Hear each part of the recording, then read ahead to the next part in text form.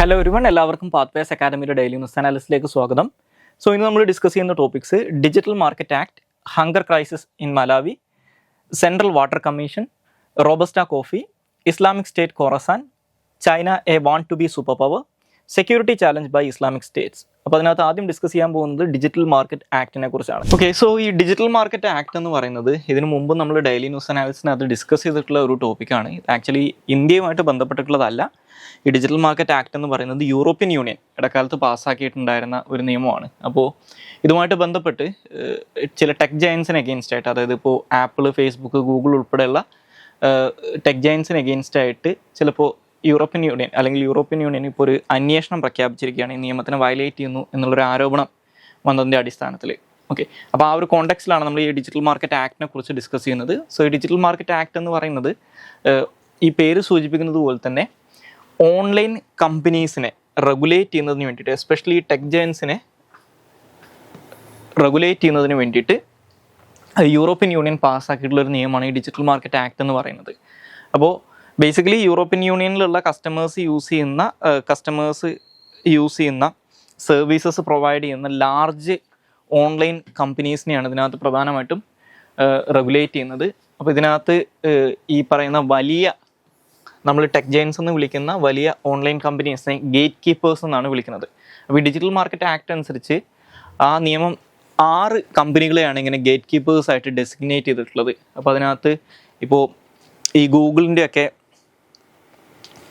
Parent company ആയിട്ടുള്ള alphabet ഉണ്ട്, അതുപോലെ തന്നെ ജെഫ് ബെസോസിൻ്റെ ആമസോണ്, അതുപോലെ ആപ്പിള്, ബൈഡാൻസ്, അതായത് ടിക്ടോക്കിൻ്റെ ഓണേഴ്സ് ആയിട്ടുള്ള, അല്ലെങ്കിൽ ടിക്ടോക്ക് ആക്ച്വലി ബൈഡാൻസ് എന്ന് പറയുന്ന കമ്പനിയുടെ ഒരു സബ്സിഡറി ആണ്. അപ്പോൾ ബൈഡാൻസ്, അതുപോലെ തന്നെ ഫേസ്ബുക്കിൻ്റെയും ഇൻസ്റ്റയുടെ ഒക്കെ പാരൻ്റ് കമ്പനി ആയിട്ടുള്ള മെറ്റ, അതുപോലെ മൈക്രോസോഫ്റ്റ് എന്നീ 6 കമ്പനീസിനെയാണ് ഇവർ ഗേറ്റ് കീപ്പേഴ്സ് ആയിട്ട് ഡെസിഗ്നേറ്റ് ചെയ്തിട്ടുള്ളത്. അപ്പോൾ ഇങ്ങനെയുള്ള കമ്പനീസിനെ റെഗുലേറ്റ് ചെയ്യുന്നതിന് വേണ്ടിയിട്ടാണ് ഈ digital Market act European union കൊണ്ടുവന്നിട്ടുള്ളത്.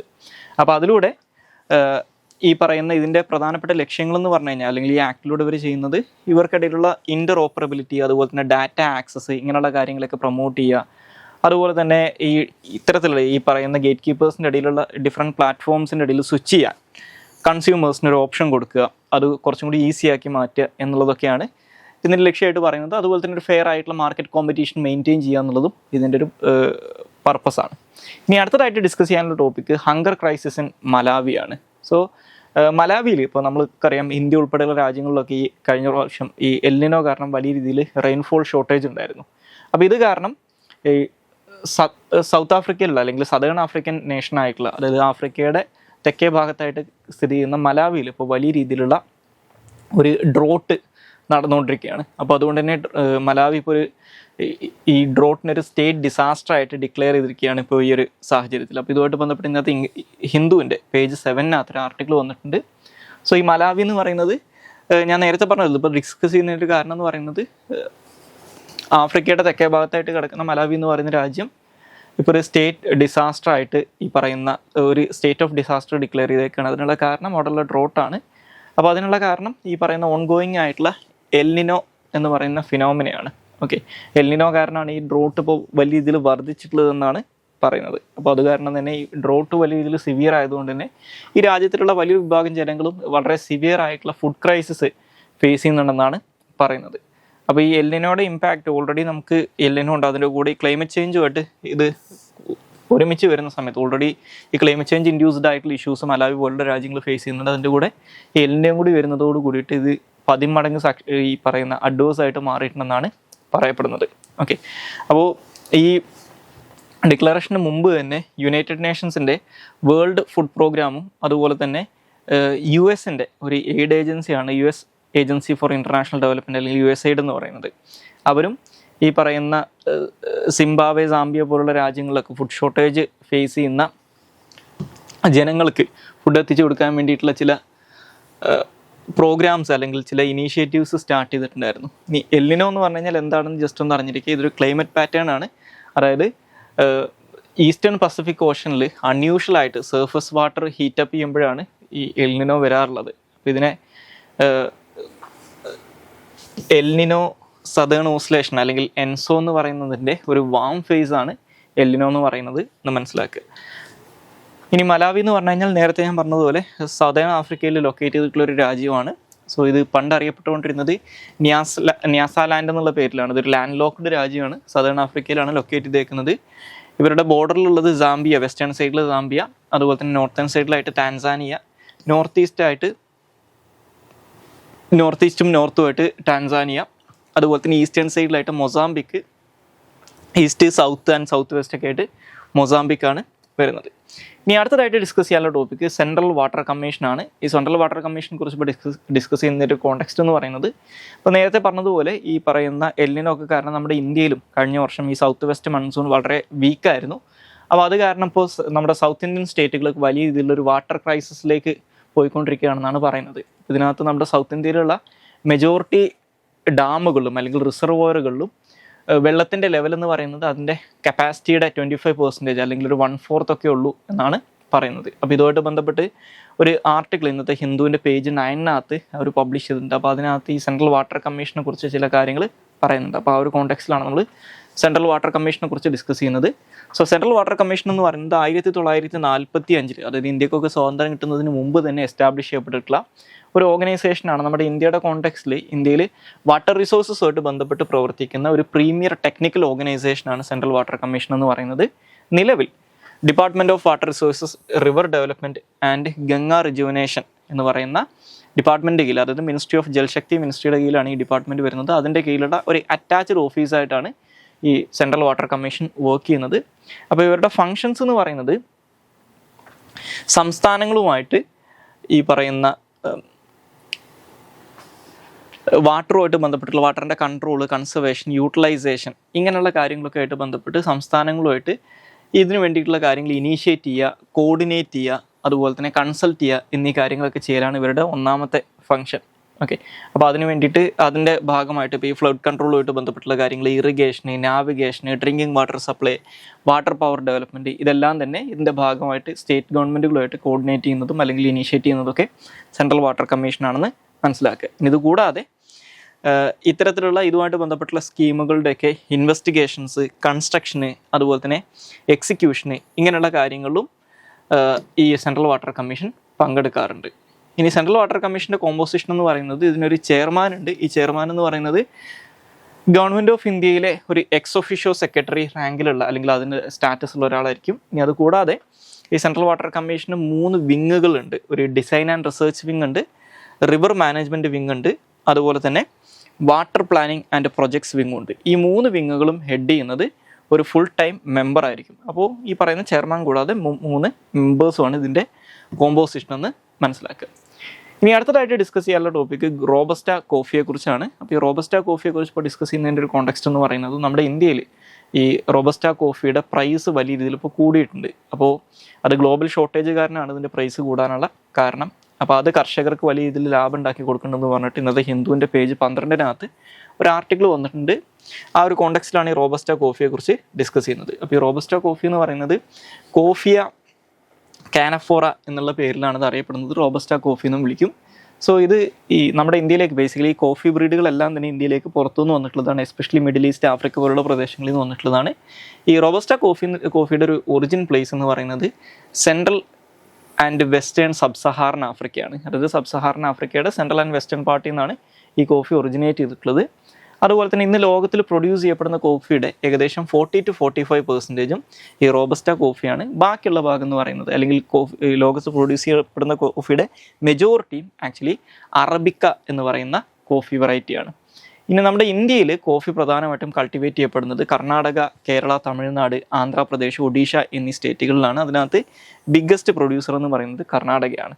അപ്പോൾ ഈ റോബസ്റ്റ കോഫിയുടെ ഒരു സ്പെഷ്യാലിറ്റി ആയിട്ട് പറയാറുള്ളത് വളരെ സ്ട്രോങ് ടേസ്റ്റ് ഉള്ള, ഒരു ഗ്രൈനി എസൻസ് ഉള്ള, അതുപോലെ തന്നെ ഇത് ഈ കോഫി കുടിച്ചു കഴിഞ്ഞാൽ ഒരു പീനട്ടിൻ്റെ ഒക്കെ ടൈപ്പ് ഓഫ് ഒരു ടേസ്റ്റ് കിട്ടുന്ന ഒരു വെറൈറ്റിയാണ് ഈ റോബസ്റ്റ കോഫി. അത് മാത്രമല്ല, നമ്മൾ സാധാരണഗതിയിലുള്ള ഈ അറബിക്ക കോഫിയായിട്ട് കമ്പയർ ചെയ്യുന്ന സമയത്ത് അതിനെക്കാട്ടിലും ഒരു ഇരട്ടിയോളം കഫീൻ കണ്ടന്റ് ഉള്ള ഒരു കോഫി വെറൈറ്റിയും കൂടിയാണ് റോബസ്റ്റ കോഫി എന്ന് പറയുന്നത്.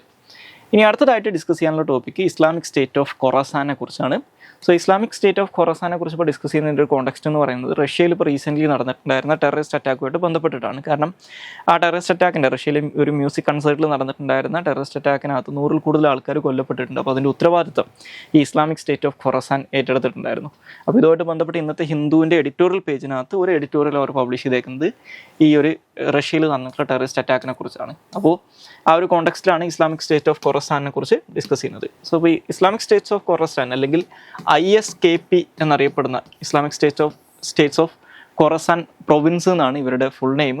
ഈ ISKP എന്ന് പറയുന്നത് ഈ ബേസിക്കലി ഖൊറസാൻ എന്ന് പറയുന്നത് നമ്മുടെ സെൻട്രൽ ആൻഡ് ഈ അഫ്ഗാനിസ്ഥാൻ്റെ അതുപോലെ തന്നെ സെൻട്രൽ ഏഷ്യയുടെ ഒക്കെ ഭാഗത്തുള്ള ഒരു ഹിസ്റ്റോറിക്കൽ റീജിയനാണ് ഈ ഖൊറസാൻ എന്ന് പറയുന്നത്. അപ്പോൾ പണ്ട് കാലം തൊട്ടേ ഒരു ആൻഷ്യൻ ടൈം പീരീഡ് തൊട്ടേ ഇതൊരു പേർഷ്യൻ ലാംഗ്വേജിലുള്ള വാക്കാണ് ഈ ഖൊറസാൻ എന്ന് പറയുന്നത്. ഈ ആൻഷ്യൻ പീരീഡ് തൊട്ടേ ഇറാൻ്റെ ഇറാൻ്റെ ഈസ്റ്റ് വേർഡ്സ് കിടക്കുന്ന പ്രദേശങ്ങളെ ഈ പേർഷ്യൻ കിങ്സ് വിളിച്ചുകൊണ്ടിരുന്നത് അല്ലെങ്കിൽ പേർഷ്യൻ ലിറ്ററേച്ചറിനൊക്കെ ഖൊറസാൻ എന്നാണ് വിശേഷിപ്പിക്കുന്നത്. അതുകൂടാതെ പിന്നീട് ഈ ഇസ്ലാമിൻ്റെ കടന്നുവരവിന് ശേഷം ഈ ഉമയ്യദ് ഖലീഫത്തിൻ്റെ ഒക്കെ സമയത്ത് അല്ലെങ്കിൽ ഈ അറബ്സിൻ്റെ ഒരു പ്രധാനപ്പെട്ട അവർ ഒരു വലിയ ഇതിലുള്ള എംപയറുകൾ ബിൽഡ് ചെയ്തിരുന്ന ഒരു കാലഘട്ടത്തിലൊക്കെ ഇറാൻ്റെ വെസ്റ്റ് വേർഡ്സ് കടന്നിരുന്ന പ്രദേശങ്ങൾ, അതായത് ഇന്ന് കാണുന്ന ഈ താജിക്കിസ്ഥാൻ ഉസ്ബെക്കിസ്ഥാനൊക്കെയുള്ള സെൻട്രൽ ഏഷ്യയുടെ ഭാഗമായിട്ടുള്ള കുറച്ച് പ്രദേശങ്ങൾ, അഫ്ഗാനിസ്ഥാൻ, ഇറാൻ്റെ ഈസ്റ്റേൺ പാർട്ടി കിടക്കുന്ന കുറച്ച് സ്ഥലങ്ങൾ, ഇതെല്ലാതും കൂടി ഉൾപ്പെടുന്ന ഈ ഒരു വലിയ റീജിയനെ, അതായത് ഇന്ന് നമ്മൾ നോക്കിക്കഴിഞ്ഞാൽ ഒരുപാട് രാജ്യങ്ങൾ ഉൾപ്പെടുന്ന ഒരു പ്രദേശമാണ്. ഈ പ്രദേശങ്ങളെ കോമൺലി വിളിച്ചുകൊണ്ടിരുന്ന പേരാണ് ഖൊറസാൻ എന്നുള്ളത്. അപ്പോൾ ഈ ഒരു പ്രദേശത്ത് പ്രവർത്തിക്കുന്ന ഇസ്ലാമിക് സ്റ്റേറ്റ്സിൻ്റെ ഒരു അസോസിയേറ്റഡ് ഗ്രൂപ്പാണ് അല്ലെങ്കിൽ റീജിയണൽ ബ്രാഞ്ചാണ് ഈ ഇസ്ലാമിക് സ്റ്റേറ്റ്സ് ഓഫ് ഖൊറസാൻ പ്രൊവിൻസ് എന്ന് പറയുന്നത്. ഇപ്പോൾ പാകിസ്ഥാനിലൊക്കെ പ്രവർത്തിക്കുന്ന ഇസ്ലാമിക് സ്റ്റേറ്റിൻ്റെ വിഭാഗം എന്ന് പറയുന്നത് ഇവർ തന്നെയാണ്. അപ്പോൾ ഒരു പ്രധാനമായിട്ടും സൗത്ത് ആൻഡ് സെൻട്രൽ ഏഷ്യയിലാണ് ആക്റ്റീവായിട്ടുള്ളത്. ഏറ്റവും പ്രധാനമായിട്ടും അഫ്ഗാനിസ്ഥാനിലാണ് ഇവരുടെ ഏറ്റവും പ്രധാനപ്പെട്ട ബേസ് എന്ന് പറയുന്നത്. സോ ഇസ്ലാമിക് സ്റ്റേറ്റ്സിൻ്റെ ബാക്കിയുള്ള ഘടകങ്ങളൊക്കെ പോലെ തന്നെ ഈ റീജിയനിലുള്ള ഗവൺമെൻറ്റുകളെ ഡീസ്റ്റെബിലൈസ് ചെയ്യുക, ഓവർത്രോ ചെയ്യുക, എന്നിട്ടൊരു അൾട്ടിമേറ്റ്ലി ഒരു ഇസ്ലാമിക് ഗവൺമെൻറ് ഈ പറയുന്ന ഖൊറസാൻ റീജിയനിൽ എസ്റ്റാബ്ലിഷ് ചെയ്യുക എന്നുള്ളതാണ് ഇവരുടെ ഒരു ലക്ഷ്യമായിട്ട് പറയുന്നത്. ഓക്കെ, അപ്പോൾ ഇത്തരത്തിലുള്ളൊരു ഈ പ്രദേശത്ത് പ്രവർത്തിക്കുന്ന ഒരു ഇസ്ലാമിക് സ്റ്റേറ്റ്സിൻ്റെ ബ്രാഞ്ചാണെന്ന് അറിഞ്ഞിരിക്കുക. ഇനി ഖൊറസാൻ പ്രൊവിൻസ് എന്ന് പറയുന്നത് ഈ ഒരു ഹിസ്റ്റോറിക്കൽ ആയിട്ടുള്ള റീജിയനാണ്. അത് ഇന്നത്തെ സെൻട്രൽ ഏഷ്യയുടെ വലിയൊരു ഭാഗവും ഇറാൻ്റെ ഈസ്റ്റേൺ സൈഡും അഫ്ഗാനിസ്ഥാനും ഉൾപ്പെടുന്നതാണ് ഈ ഖൊറസാൻ പ്രൊവിൻസ് എന്ന് മനസ്സിലാക്കുക. ഇനി അടുത്തതായിട്ട് ഡിസ്കസ് ചെയ്യാനുള്ള topic China a want to be super power എന്ന് പറയുന്നതാണ്. സോ ഇത് ബേസിക്കലി ഇന്നത്തെ ഹിന്ദുവിൽ വന്നിട്ടുള്ളൊരു ആർട്ടിക്കിൾ ഉണ്ട്, China a want to be super power എന്ന് പറയുന്ന ഒരു ആർട്ടിക്കിൾ വന്നിട്ടുണ്ട്. അപ്പോൾ ആ ഒരു ആർട്ടിക്കിളിനെ ബേസ് ചെയ്തിട്ടാണ് നമ്മൾ ഈ ഒരു ടോപ്പിക് എടുത്തിട്ടുള്ളത്. അപ്പോൾ ബേസിക്കലി ഈ പറയുന്ന ആർട്ടിക്കിളിനകത്ത് പറയുന്ന കാര്യങ്ങൾ എന്തൊക്കെയാണെന്ന് വെച്ച് കഴിഞ്ഞാൽ, ഒന്ന്, ഇപ്പോൾ ഈ ഒരു ആർട്ടിക്കിൾ വരാനുള്ളൊരു കാരണം എന്ന് പറയുന്നത് 2023 മാർച്ചിലാണ് ചൈന മീഡിയേറ്റ് ചെയ്തുകൊണ്ട് ഇപ്പോൾ മിഡിൽ ഈസ്റ്റിൽ നടന്നുകൊണ്ടിരുന്നിരുന്ന ഏറ്റവും പ്രധാനപ്പെട്ട റൈവലറീസിലൊന്നാണ് സൗദി അറേബ്യക്കും ഇറാനും അഗെയിൻസ്റ്റ് ആയിട്ടുണ്ടായിരുന്ന റീജിയണൽ റൈവലറി അല്ലെങ്കിൽ അവർക്കിടയിലുള്ള ജിയോ പൊളിറ്റിക്കൽ റൈവലറി എന്ന് പറയുന്നത്. അതിപ്പോൾ ഈ യമനിൽ നടന്നിരുന്ന യുദ്ധങ്ങളിലും അതുപോലെ തന്നെ സിറിയയിലെ കോൺഫ്ലിക്റ്റിലൊക്കെ അത് വളരെ വിസിബിൾ ആയിരുന്നു.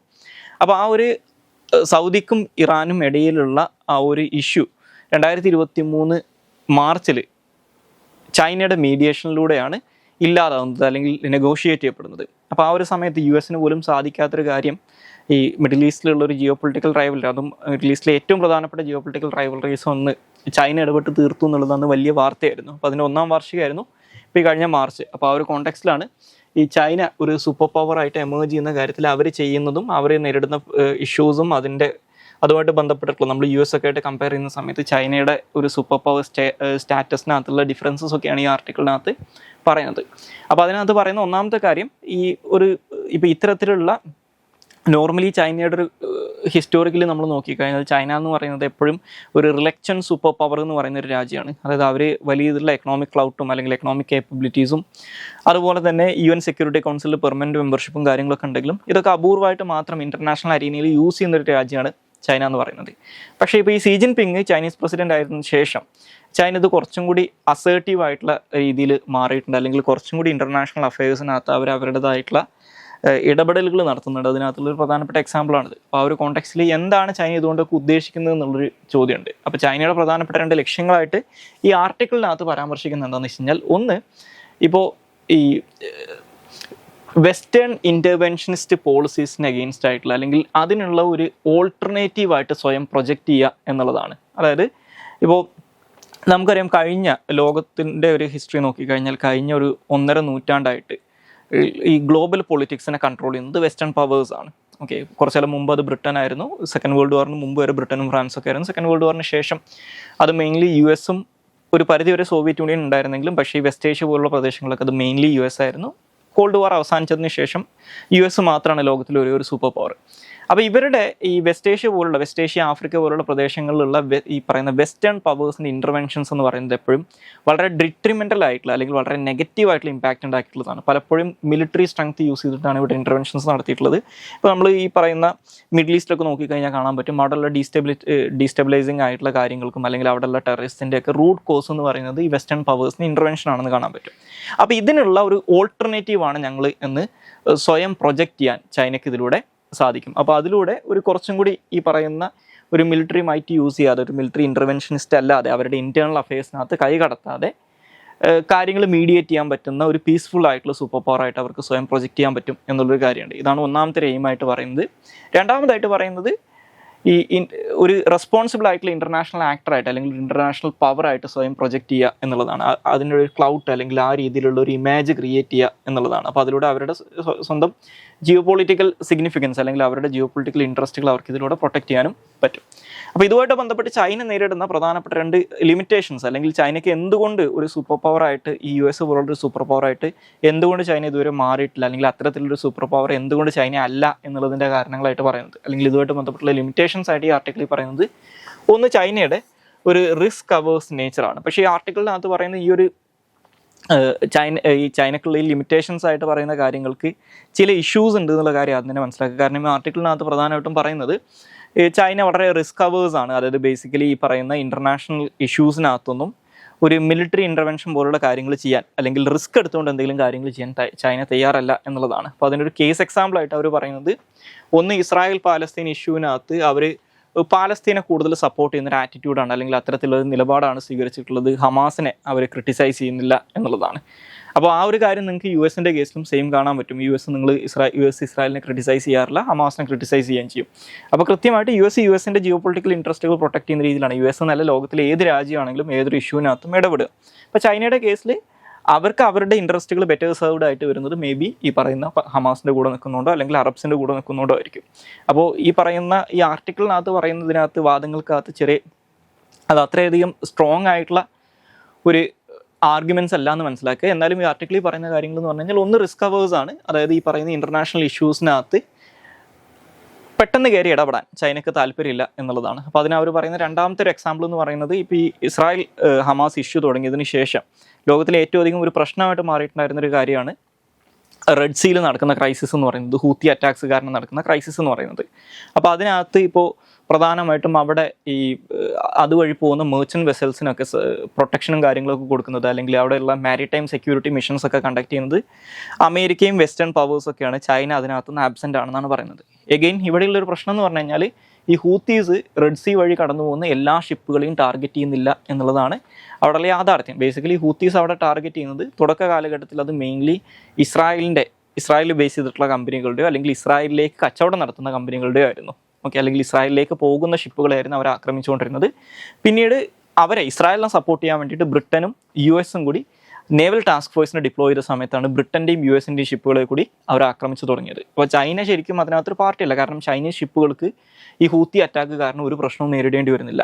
ഓക്കെ, അപ്പോൾ അതുകൊണ്ട് തന്നെ ഈ വാദത്തിനും അത്ര വലിയൊരു സബ്സ്റ്റൻസ് ഇല്ലാത്തൊരു ആർഗ്യുമെൻ്റാണ് ഈ ആർട്ടിക്കിളിനകത്ത് പറയുന്നത്. പക്ഷേ എന്നിരുന്നാലും ഈ ആർട്ടിക്കിളിൽ പറയുന്ന 2 കാര്യങ്ങൾ, ചൈന ഒന്ന് റിസ്ക് അവേഴ്സീവ് ആണ്, 2 മേജർ ക്രൈസിസുകളിൽ നിന്ന് ചൈന ആബ്സെൻ്റ് ആണ് എന്നുള്ളതാണ്. ഓക്കെ, എക്സാമ്പിളായിട്ട് പറയുന്നത് റെഡ് സീ ക്രൈസിസിനകത്ത് ചൈന ഈ മിലിറ്ററി ഡിപ്ലോയ്മെൻറ്റുകളൊന്നും നടത്തിയിട്ടില്ല, അവിടെ സെക്യൂരിറ്റിയും കാര്യങ്ങളൊക്കെ നോക്കുന്നത് വെസ്റ്റേൺ പവേഴ്സ് ആണെന്നുള്ളതാണ്.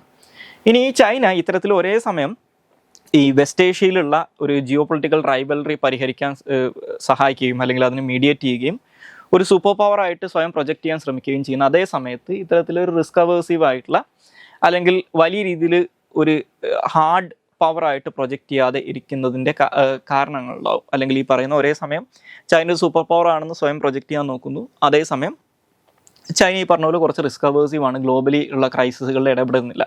അപ്പോൾ ഈ 2 കാര്യങ്ങളും പരസ്പരം ഒപ്പോസിങ് ആയിട്ടുള്ള 2 ഐഡിയാസ് ആണ്. അപ്പോൾ അതിനകത്ത് ഇങ്ങനെ ചെയ്യുന്നതിലൂടെ അവരെന്താണ് നേടിയെടുക്കാൻ നോക്കുന്നത്, അല്ലെങ്കിൽ ചൈനയുടെ അൾട്ടിമേറ്റ് ഒബ്ജക്റ്റീവ് എന്താണെന്ന് നോക്കിക്കഴിഞ്ഞാൽ, അപ്പോൾ ഈ ആർട്ടിക്കിളിനകത്ത് പറയുന്ന കാര്യം എന്ന് പറയുന്നത്, ഒന്ന്, ചൈനയുടെ പ്രധാനപ്പെട്ട ലക്ഷ്യം എന്ന് പറയുന്നത് അമേരിക്കൻ ഹെജിമണിനെ ഇല്ലാതാക്കുക എന്നുള്ളതാണ്. അതായത് ഇന്നത്തെ നമ്മുടെ ലോകക്രമം എന്ന് പറഞ്ഞു കഴിഞ്ഞാൽ അമേരിക്ക കൺട്രോൾ ചെയ്യുന്നതാണ്. അപ്പോൾ ആ ഒരു സൂപ്പർ പവർ സ്റ്റാറ്റസിൽ നിന്ന്, അല്ലെങ്കിൽ ലോകത്തിനെ US കൺട്രോൾ ചെയ്യുന്ന ഒരു അവസ്ഥയിൽ നിന്ന് US-നെ ഒരു ലീഡർ ഓഫ് ദി വേൾഡ് എന്നുള്ള കാര്യത്തിൽ നിന്ന് അങ്ങ് പുറത്താക്കുക. പക്ഷേ US-നെ റീപ്ലേസ് ചെയ്യാൻ ചൈനയ്ക്ക് താല്പര്യമില്ല. അതായത് US-ന് പകരം US ഇപ്പോൾ ചെയ്തുകൊണ്ടിരിക്കുന്ന പണിയെടുക്കാൻ ചൈനയ്ക്ക് താല്പര്യമില്ല. ഈ കോൺഫ്ലിക്റ്റുകളിലൊക്കെ കൊണ്ടുപോയി തലവെച്ച് കൊടുത്തിട്ട് കോൺഫ്ലിക്റ്റുകളിലൊക്കെ ഇടപെടുന്ന ആ ഒരു രീതിയിലേക്കുള്ള ഒരു പവറായിട്ട് മാറാൻ ചൈനയ്ക്ക് താല്പര്യമില്ല. പക്ഷേ ആ ഒരു സ്ഥലത്ത് നിന്ന് US-നെ ഡീത്രോൺ ചെയ്യുകയും അല്ലെങ്കിൽ US-നെ പുറത്താക്കുകയും വേണം. രണ്ടാമതായിട്ട്, ഇവരൊരു സൂപ്പർ പവറാണ്, അല്ലെങ്കിൽ ഇവരൊരു ഹെജമണാണ് എന്ന് മറ്റുള്ളവർ ചൈനനെ ഒരു ഹെജമണായിട്ട് കാണുന്നത് മാക്സിമം അവോയ്ഡ് ചെയ്യണം. ഇപ്പോൾ US പോലെയൊക്കെ ഒരു ഹെജമണാണെന്നുള്ളത് ചൈനനെ കാണുന്നത് അവർക്ക് അവോയ്ഡ് ചെയ്യണം എന്നുണ്ട്. അതുപോലെ തന്നെ ചൈനയുടെ മറ്റൊരു കാര്യം എന്ന് പറഞ്ഞു കഴിഞ്ഞാൽ, ചൈന പ്രധാനമായിട്ടും രാജ്യങ്ങളുടെ എക്സ്റ്റേണൽ അഫയേഴ്സിനകത്ത് കാര്യമായിട്ട് ഇടപെടാത്ത ഒരു രാജ്യമാണ്. കൂടുതലായിട്ട് അവരുടെ രാജ്യത്തിൻ്റെ ആണെങ്കിലും ഇൻറ്റേർണൽ സെക്യൂരിറ്റിക്കാണ് പ്രാധാന്യം കൊടുക്കുന്നത്. ഇപ്പോൾ ഉദാഹരണം പറഞ്ഞു കഴിഞ്ഞാൽ, US വെസ്റ്റ് ഏഷ്യയിൽ ഇസ്ലാമിക് സ്റ്റേറ്റ്സിന് അഗെയിൻസ്റ്റ് ആയിട്ട്, അല്ലെങ്കിൽ US-ൻ്റെ വാർ ഓൺ ടെററിനൊക്കെ ചൈന ഒരു കാലത്ത് സപ്പോർട്ട് ചെയ്തിട്ടുണ്ടായിരുന്നു. അതിനുള്ളൊരു കാരണം എന്ന് പറഞ്ഞു കഴിഞ്ഞാൽ, ഈ ടെററിസം എന്ന് പറയുന്നത് ചൈനയിലെ സെൻജിയാങ് പോലുള്ള പ്രദേശങ്ങളിൽ പ്രശ്നമാണ് എന്നുള്ളതുകൊണ്ടാണ്. അപ്പോൾ കുറച്ചും കൂടി അവരുടെ ഈ പറയുന്ന ഈ ഒരു ഹെജമോണിക് ഈ പറയുന്ന സൂപ്പർ പവർ ആസ്പിറേഷൻസ് എന്ന് പറയുന്നത് ഇൻറ്റേർണൽ സെക്യൂരിറ്റിനെ പ്രൊട്ടക്ട് ചെയ്യുക എന്നുള്ളതും കൂടിയാണ് അതിലൂടെ അവർ ഉദ്ദേശിക്കുന്നത്. അപ്പോൾ ഈ കാര്യങ്ങളൊക്കെയാണ് ഈ ഒരു പെർട്ടിക്കുലർ ആർട്ടിക്കിളിനകത്ത് പറയുന്നത്. പറ്റുന്നവരൊക്കെ അതൊന്ന് വായിച്ചു നോക്കുക. പക്ഷെ ഞാൻ പറഞ്ഞതുപോലെ അത്ര വലിയ അതിനകത്ത് പറയുന്ന പല ആർഗ്യുമെൻറ്റുകളും അത്രത്തോളം നമുക്ക് കംപ്ലീറ്റ്ലി വിശ്വസിക്കാൻ പറ്റുന്ന തരത്തിലുള്ള ആർഗ്യുമെൻറ്റ്സ് അല്ല എന്നുള്ളൊരു പ്രശ്നം ആ ആർട്ടിക്കിളിലുണ്ട്. ഇനി അടുത്തതായിട്ട് ഡിസ്കസ് ചെയ്യാനുള്ള topic security challenges by Islamic States ആണ്. സോ ഇതിൻ്റെ കാരണവും ഞാൻ നേരത്തെ സൂചിപ്പിച്ചതുപോലെ ഇപ്പോൾ ഹിന്ദുവിലൊക്കെ വന്നിട്ടുള്ള എഡിറ്റോറിയൽ തന്നെയാണ്. കാരണം ഇപ്പോൾ റഷ്യയിൽ നടന്നിട്ടുള്ള ഈ ഒരു ആക്രമണം, ഇപ്പോൾ ഇസ്ലാമിക് സ്റ്റേറ്റ്സ് ഈ അടുത്ത കാലത്ത് നടത്തിയിട്ടുള്ള ഏറ്റവും പ്രധാനപ്പെട്ട ഒരു ഹൈ പ്രൊഫൈൽ അറ്റാക്ക് എന്ന് പറയുന്നത് ഈ റഷ്യയിൽ നടത്തിയിട്ടുള്ള ഈ ഒരു മ്യൂസിക് കൺസേർട്ടിൽ നടത്തിയിട്ടുള്ള ആക്രമണമാണ്. അപ്പോൾ ഇതുമായിട്ട് ബന്ധപ്പെട്ട് ഒരുപാട് സസ്പീഷൻസും അല്ലെങ്കിൽ കോൺസ്പിറസി തിയറീസും ഇപ്പോൾ എയറിലുണ്ട്. അത് ഇസ്ലാമിക് സ്റ്റേറ്റ്സ് ആയിരുന്നില്ല, അല്ലെങ്കിൽ ഇസ്ലാമിക് സ്റ്റേറ്റ്സ് അല്ല, അത് ബേസിക്കലി യുക്രൈനോ അല്ലെങ്കിൽ US-ൻ്റെ ഒക്കെ ഇൻ്റലിജൻസ് ഏജൻസീസിൻ്റെ സപ്പോർട്ടോടുകൂടി നടത്തിയിട്ടുള്ളതാവാന്നുള്ള രീതിയിലുള്ള ചില കോൺസ്പിറസി തിയറീസ് ഒക്കെ ഉണ്ട്. പക്ഷേ ഇത് ഇസ്ലാമിക് സ്റ്റേറ്റ്സ് ആണെന്നുള്ള രീതിയിൽ നമ്മൾ നോക്കിക്കഴിഞ്ഞാൽ, അതിൻ്റെ കാരണങ്ങളും കാര്യങ്ങളൊക്കെ നോക്കിക്കഴിഞ്ഞാൽ, എന്തുകൊണ്ട് റഷ്യയിൽ ഇസ്ലാമിക് സ്റ്റേറ്റ്സ് ആക്രമണം നടത്തുന്നു എന്നുള്ളത് നോക്കിക്കഴിഞ്ഞാൽ, അതിന് പ്രധാനമായിട്ടും 4 കാരണങ്ങളാണ് നമുക്ക് കാണാൻ പറ്റുക. ഒന്ന്, ഇപ്പോൾ റഷ്യനെ എന്തുകൊണ്ട് ഇസ്ലാമിക് സ്റ്റേറ്റ്സ് ഒരു ശത്രുവായിട്ട് കാണുന്നു എന്ന് വെച്ച് കഴിഞ്ഞാൽ, അതിനുള്ള കാരണം ഈ റഷ്യയും ഇസ്ലാമിക് സ്റ്റേറ്റ്സും നമ്മളൊരു ഗ്ലോബൽ ലെവലിൽ നോക്കിക്കഴിഞ്ഞാൽ ശത്രുക്കളാണ്. ബിക്കോസ് ഈ ഇസ്ലാമിക് സ്റ്റേറ്റ്സിൻ്റെ പ്രധാനപ്പെട്ട പ്രവർത്തന മേഖലകളായിരുന്നു ഇറാഖ്, സിറിയ പോലുള്ള രാജ്യങ്ങൾ. അപ്പോൾ ഈ സിറിയയിൽ നിന്ന് ഇസ്ലാമിക് സ്റ്റേറ്റ്സിനെ പുറന്തള്ളുന്നത്, അല്ലെങ്കിൽ സിറിയയിൽ ഇസ്ലാമിക് സ്റ്റേറ്റ്സ് ഇല്ലാതാവുന്നത് റഷ്യയുടെ ഭാഗത്തു നിന്നുള്ള ആക്രമണങ്ങൾ കാരണമാണ്. ഈ റഷ്യ 2015 സെപ്റ്റംബർ തൊട്ട് സിറിയയിലെ ബാഷർ അൽ അസദ് ഗവൺമെൻറ്റിനെ സപ്പോർട്ട് ചെയ്തുകൊണ്ട് സിറിയയിൽ മിലിറ്ററി ഓപ്പറേഷൻസ് കണ്ടക്ട് ചെയ്യുന്നുണ്ട്. ഓക്കെ, അപ്പോൾ അതൊരു കാരണമാണ്. അത് കൂടാതെ ഇപ്പോൾ ലിബിയ പോലുള്ള, അതുപോലെ തന്നെ ഈ സബ് സഹാറൻ ആഫ്രിക്കയിലുള്ള, എസ്പെഷ്യലി സെൻട്രൽ ആഫ്രിക്കയിലൊക്കെ ഉള്ള കുറേ രാജ്യങ്ങളിൽ ഇസ്ലാമിക് സ്റ്റേറ്റ്സിന് അഗെയിൻസ്റ്റ് ആയിട്ട് അതത് രാജ്യങ്ങളുടെ ഗവൺമെൻറ്റുകൾ നടത്തുന്ന ഓപ്പറേഷൻസിനെ Russia directly or indirectly support ചെയ്യുന്നുണ്ട്. എസ്പെഷ്യലി ഇപ്പോൾ ലിബിയ പോലുള്ള രാജ്യങ്ങളിലൊക്കെ വാഗ്നർ ഗ്രൂപ്പ് ഇത്തരത്തിലുള്ള ഗവൺമെൻറ് എഫേർട്സിനെ സപ്പോർട്ട് ചെയ്തുകൊണ്ട് അവിടെ രംഗത്ത് വന്നിട്ടുണ്ടായിരുന്നു. അപ്പോൾ ഇങ്ങനെയുള്ള ചില കാര്യങ്ങൾ നമുക്ക് കാണാൻ സാധിക്കും. അപ്പോൾ ആ രീതിയിൽ നോക്കിക്കഴിഞ്ഞാൽ ഇസ്ലാമിക് സ്റ്റേറ്റ്സിന് അഗെയിൻസ്റ്റ് ആയിട്ട് 2015 തൊട്ടെങ്കിലും ഡയറക്റ്റ്ലി യുദ്ധം നടത്തിക്കൊണ്ടിരിക്കുന്ന ഒരു രാജ്യമാണ് റഷ്യ. സ്വാഭാവികമായിട്ടും റഷ്യനെ ആക്രമിക്കാൻ ഇസ്ലാമിക് സ്റ്റേറ്റ്സിന് ഒരു റിട്ടാലിയേറ്റ് ചെയ്യാനുള്ള താല്പര്യം അവർക്കുണ്ടാവും. രണ്ടാമത്തത്, റഷ്യയിലെ മുസ്ലിം മെജോറിറ്റി ഏരിയാസിനകത്ത്, ഇപ്പോൾ ഡാഗിസ്ഥാൻ, അതുപോലെ തന്നെ ചെച്നിയൊക്കെ പോലുള്ള പ്രദേശങ്ങളിൽ റഷ്യ നടത്തിയിട്ടുള്ള മിലിറ്ററി ഇൻ്റർവെൻഷൻസ് അല്ലെങ്കിൽ റഷ്യയുടെ ഗവൺമെൻറ് പോളിസീസ് ഒരു പ്രശ്നമാണെന്ന് പറയാം. അതായത് നിലവിലെ അവസ്ഥയിൽ നമ്മൾ നോക്കുന്ന സമയത്ത് ഇപ്പോൾ ഈ ചെച്ചിനിയൊക്കെ പോലുള്ള പ്രദേശങ്ങളിൽ റംസാൻ കദീറോവ് എന്ന് പറയുന്ന ഒരു റൂളറാണ് അവിടെ ഭരിക്കുന്നത്. ബേസിക്കലി ഈ പറയുന്ന റഷ്യൻ പ്രസിഡന്റ് വ്ളാദിമിർ പുടിൻ്റെ ഒരു റൈറ്റ് ഹാൻഡ് മാൻ എന്നൊക്കെ വിളിക്കാൻ പറ്റുന്ന ഒരാളാണ് ഈ കദീറോവ്. പക്ഷെ അങ്ങനെയാണെങ്കിലും ഈ ചെച്ചിനിയൊക്കെ 1990-കളിൽ സോവിയറ്റ് യൂണിയൻ ഇല്ലാതായി റഷ്യ ഒരു സെപ്പറേറ്റ് രാജ്യമായിട്ട് മാറുന്ന സമയത്ത് റഷ്യയിൽ നിന്ന് സ്വാതന്ത്ര്യം ആവശ്യപ്പെട്ടുകൊണ്ട് കുറേ മിലിറ്റൻസിയും കാര്യങ്ങളൊക്കെ ഉണ്ടായിരുന്നു, അല്ലെങ്കിൽ സ്വാതന്ത്ര്യം ആവശ്യപ്പെട്ടുകൊണ്ടിരുന്ന പ്രൊവിൻസസിലൊന്നാണ്. അപ്പോൾ ഈ ചെച്നിയനൊക്കെ പിന്നെ റഷ്യയുടെ കൂടെ പിടിച്ചു നിർത്തുന്നത് ഏകദേശം ഒരു 2005 വരെയൊക്കെ നീണ്ടു നിന്നിട്ടുള്ള മിലിറ്ററി ഓപ്പറേഷൻസിലൂടെയാണ്. അപ്പോൾ ഈ കാലഘട്ടത്തിൽ ഈ ചെച്നിയിലൊക്കെ ഒരുപാട് ആളുകൾ കൊല്ലപ്പെട്ടിട്ടുണ്ട്.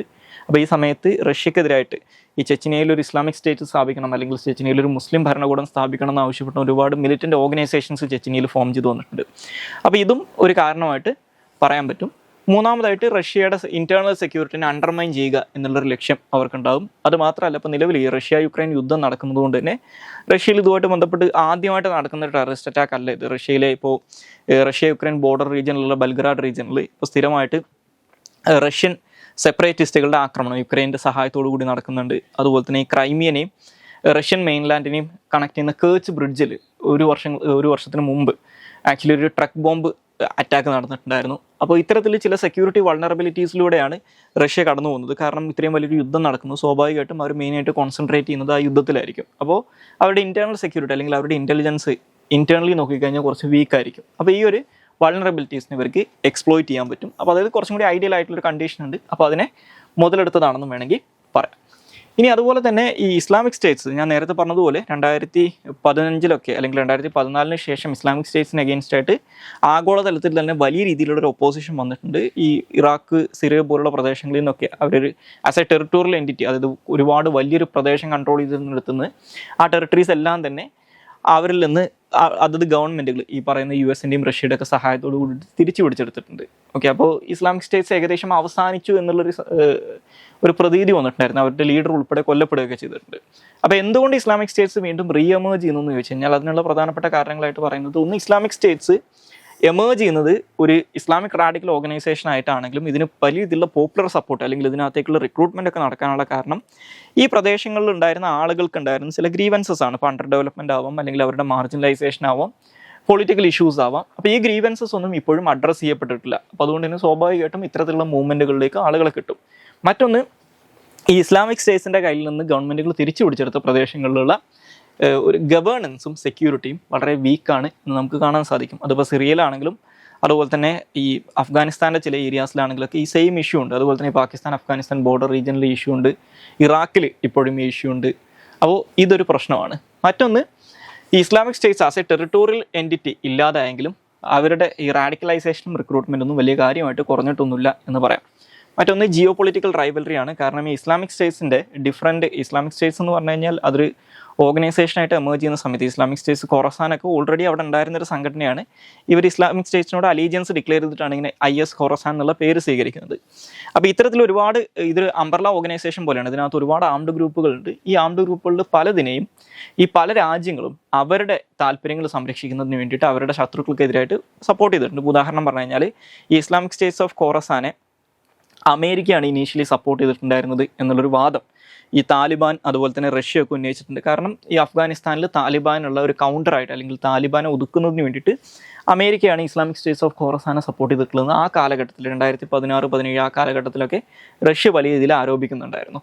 അതുപോലെ തന്നെ റഷ്യയുടെ സദേൺ ഏരിയാസിനെ ഡീസ്റ്റെബിലൈസ് ചെയ്യുക, സെൻട്രൽ ഏഷ്യൻ പാർട്ട്ണർ ഡീസ്റ്റെബിലൈസ് ചെയ്യുക എന്നുള്ളൊരു ലക്ഷ്യം കൂടി ഇതിലൂടെ ഉണ്ടെന്ന് പറഞ്ഞിട്ടുണ്ടായിരുന്നു. അപ്പോൾ ഈ ജിയോ പൊളിറ്റിക്കൽ റൈവലറി കാരണം പല രാജ്യങ്ങളും പല കാലഘട്ടങ്ങളിലും ഇൻഡയറക്റ്റ് ആയിട്ട് ഇത്തരത്തിലുള്ള ഗ്രൂപ്പുകളെ സപ്പോർട്ട് ചെയ്തിട്ടുണ്ട്. അപ്പോൾ അതും ഈ റീഎമേർജൻസിനുള്ളൊരു കാരണമായിട്ട് പറയാം.